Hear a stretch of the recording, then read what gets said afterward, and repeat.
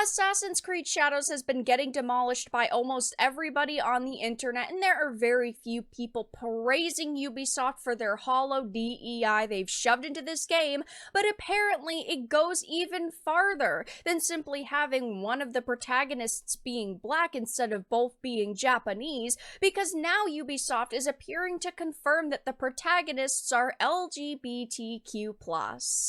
I have a few different things to show off, but before we get into the topic, if you enjoy the content I create, check out the links in the description, follow me on social media, and consider supporting through Patreon or through YouTube memberships. Now, obviously, we've seen a lot of backlash surrounding Shadows, lots of people trying to say this isn't that big of a deal, and anyone criticizing this game and their choice of protagonists are racist, sexist, all of these different terrible things. But now we're actually finding out that Ubisoft is appearing to take the DEI even further because they've turned this game into a Baldur's Gate 3. It says in a blog post on the company's website, the company declared Noe and Yasuke's disparate personalities also led them to have different relationships and reports with other characters, and they don't always feel the same way about people, nor do people always feel the same way about them. Next, they discussed romance options, saying romantically they will also attract and be attracted to different types of people. Through the pair, players will get to experience a multitude of relationships. Now, obviously, there has been the argument that this game isn't super historically accurate, even though there have been plenty of Assassin's Creed games which have featured historically accurate character representations of real people, Cleopatra, Leonardo da Vinci, George Washington, the list goes on and on. But when it comes to this game, it seems that they really have thrown any sort of historical accuracy out the window. Japanese fans of Ubisoft and previously Assassin's Creed have been roasting this game for the architecture being incorrect, a lot of small details within the world that we've seen so far be incorrect for the time period, and it just seems that they were more focused on creating a project that's, represented modern gaming as they want gaming to be, instead of creating a game that most people would enjoy and appreciate due to its historical accuracy. And obviously, I'm fine with there being romances of all different sorts in video games, but when it comes to, having a plethora of, different characters constantly making remarks at you, there are going to be people who do not like that. I know that was quite a criticism with Baldur's Gate 3, which obviously I completely understand. But when it comes to also this time period, again, even though it seems that they've thrown historical accuracy out the window, they are going hard on messaging. And of course, that means, representing the modern world within a game that does not actually show the world as it is today. When it comes to LGBT relationships, they would have obviously been extremely few and far between, and them saying you're going to have a plethora of different options definitely doesn't sound correct. And of course, this revelation comes amid Ubisoft contracting an associate professor who is an LGBT activist and saying things like, I am interested in investigating how gender, sexuality, corporeality, and power are represented and negotiated in pre-17th century Japanese narratives and illustrations.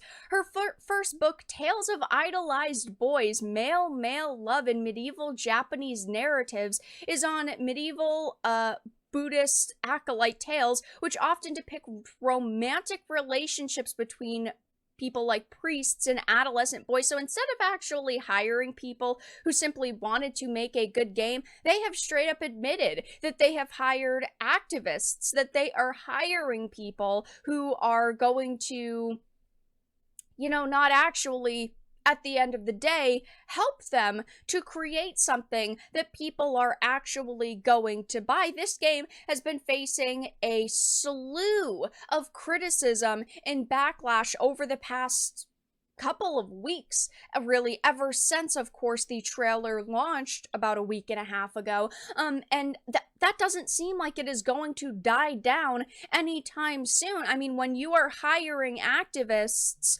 people are obviously not going to be particularly happy when they're putting this type of content within a game.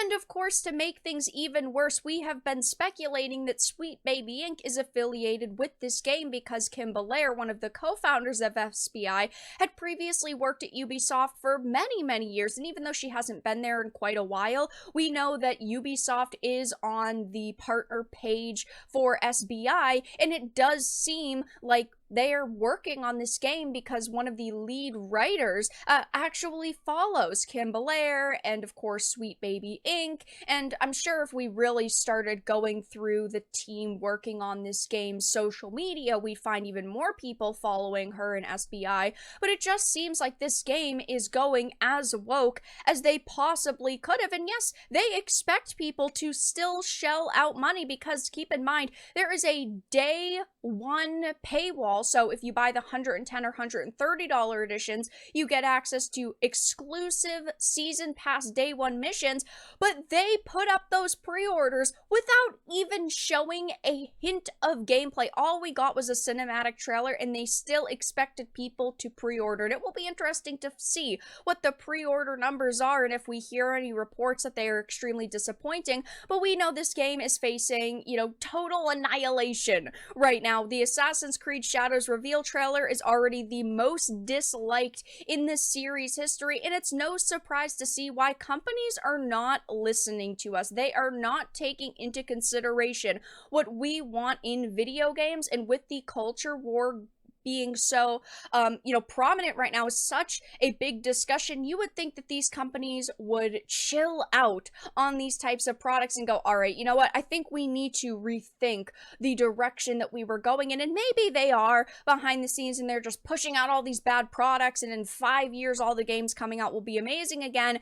But judging by the responses from people that work at these companies, it does not seem that way. And I know a lot of people want to stay hopeful and want to stay positive and say, I'm not going to support Shadows, but it's not going to ruin the rest of the franchise for me. And I completely agree, because there have been so many amazing Assassin's Creed games in the past. It is still disappointing, and it still deserves to be called out that a company like Ubisoft is going woke to the max, confirming that the protagonists are LGBTQ+, and of course all of the backlash surrounding Yasuke, and the fact that he was actually more so a retainer than a full-blown samurai in real life, but that wouldn't make a good story in their opinion. So of course, instead we get this fictionalized version of a real individual, and people are not happy with what they are seeing. And of course, as time goes on and as we see more of Shadows, I'm sure the backlash is not going to die down. I think all of the teasers and trailers for this game will get absolutely roasted, but now we have this situation going on. Lots of people are talking about it, and I bet that Ubisoft is still melting down behind the scenes, trying to desperately figure out a way to make people buy this game. But that's all that I really had to discuss in this video. Let everyone know your thoughts in the comments down below. If you enjoyed this, give it a like, and if you didn't, give it a dislike. I appreciate your support either way, but I will talk to you all again in the next video really soon.